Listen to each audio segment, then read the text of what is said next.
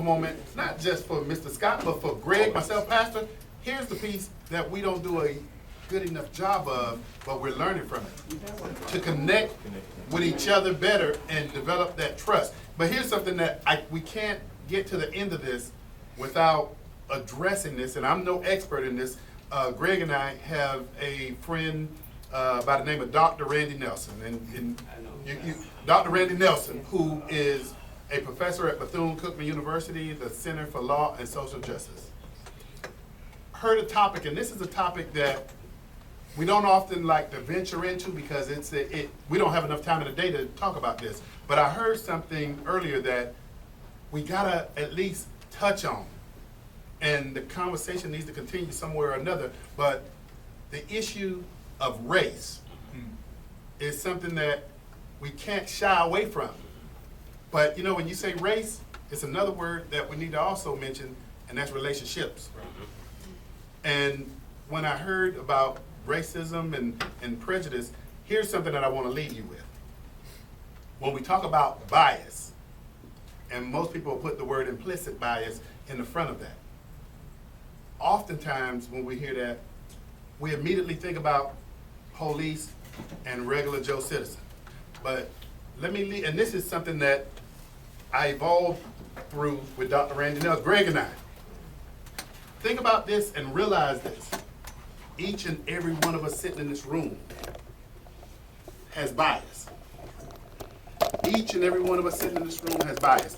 So, and here's the example Dr. Nelson taught us through some of the trainings. Me being a black man, if I was a police officer and I see a white guy driving down the road with swastikas and all this on his car, I have a bias toward this guy. You do. I have a bias. I gotta be honest. But here's the difference. I need to conduct and carry myself a certain way that's respectful. And the only way that that bias that I have in me is actually realized is if this person gets out of their vehicle and start acting the way my bias told me that this person is. If they get out and shake my hand and say, hey, Mr. Love, all that's going out the window. Right. But what we need to focus on is the fact that race is a topic that, yes, we need to embrace and address, but we also need to address the issue of relationships. Pastor. You said we're gonna talk and we can just give a little confrontational agreement. Yes. I hear everything you said, but I have to take it a step further. I think we also have to be mindful. When I first started driving, my mom taught me something.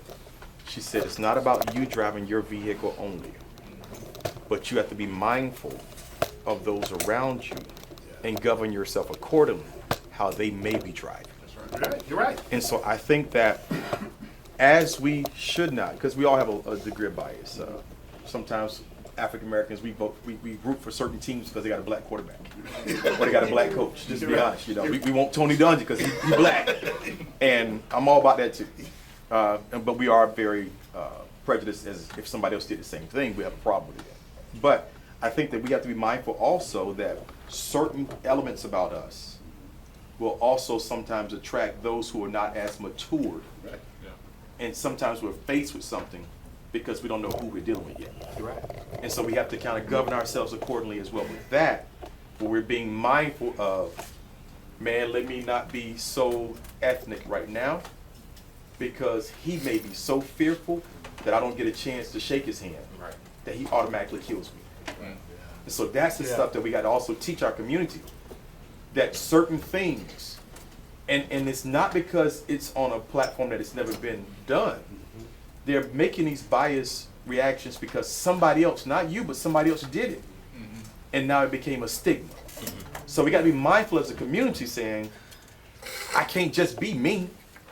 I got to be mindful because being me may have me dead. Right. And that's the type of disagreement that teaches us all.